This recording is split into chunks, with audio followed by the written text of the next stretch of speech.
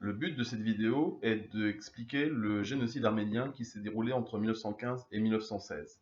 C'est un exemple ici de la violence de masse vécue par les populations civiles, notamment durant la Première Guerre mondiale.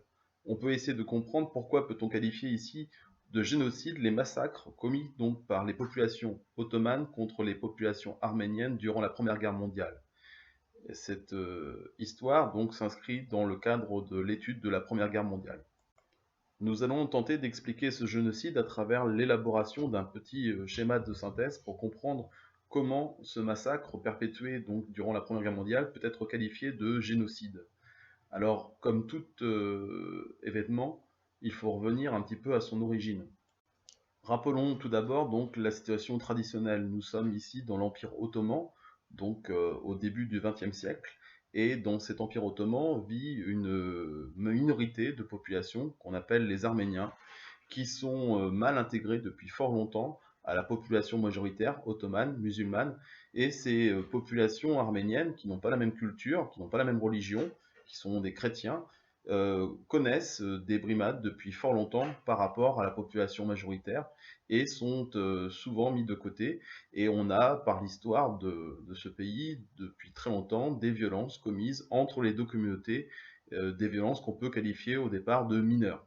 Ces tensions sociales qui existent entre ces deux communautés vont être perturbées ici par le contexte historique, puisque en 1915, l'Empire ottoman rentre dans le premier conflit mondial du côté de l'Autriche-Hongrie et de l'Allemagne, face notamment à l'Empire russe. Et dans les premiers temps de cette guerre, les combats sont très défavorables à l'Empire ottoman. Le gouvernement de l'époque profite de cette situation pour accuser les populations arméniennes d'être un peu le mal qui explique ces nombreuses défaites. Le gouvernement donc va intervenir ici dans le pays pour organiser donc des violences et soutenir donc la majorité contre cette minorité arménienne qui était longtemps brimée.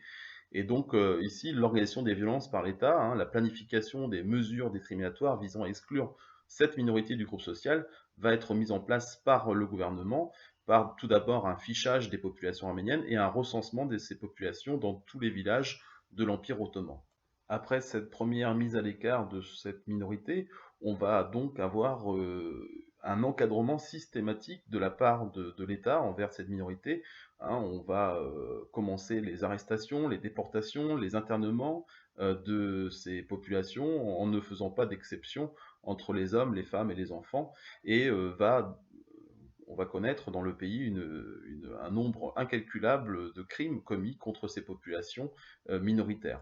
Ces nombreux massacres perpétrés donc, durant l'année 1915-1916 est bien qualifié ici, on peut bien les qualifier de génocide, puisque c'est ici le massacre systématique d'une population, notamment ici pour des raisons culturelles et religieuses, encadrées par l'État, et on a eu l'importance ici des victimes, puisqu'on peut chiffrer, d'après les historiens, entre 1 million et 1,5 million de morts, le nombre des populations arméniennes massacrées ici par les Ottomans et encadré par l'État donc turc de l'époque.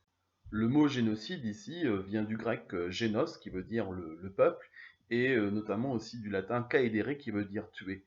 Donc tuer un peuple ici pour des raisons culturelles, d'origine ethnique, sociale. C'est bien ici ce qui s'est passé durant cette Première Guerre mondiale dans l'Empire ottoman et organisé par l'État turc de l'époque.